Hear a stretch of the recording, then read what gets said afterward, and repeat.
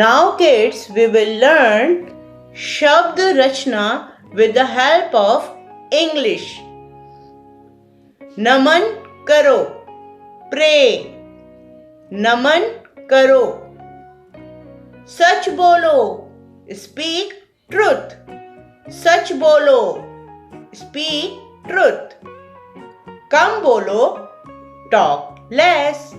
कम बोलो, talk less.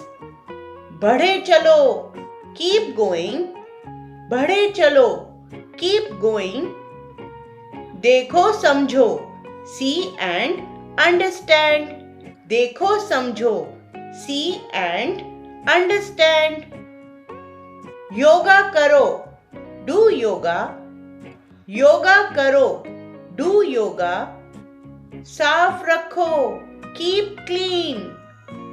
साफ रखो, keep clean. रोज खेलो, play daily. रोज खेलो, play daily.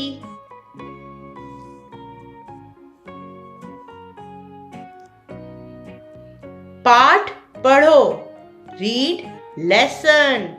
पाठ पढ़ो, read lesson. सही बोलो, speak right. सही बोलो, speak right.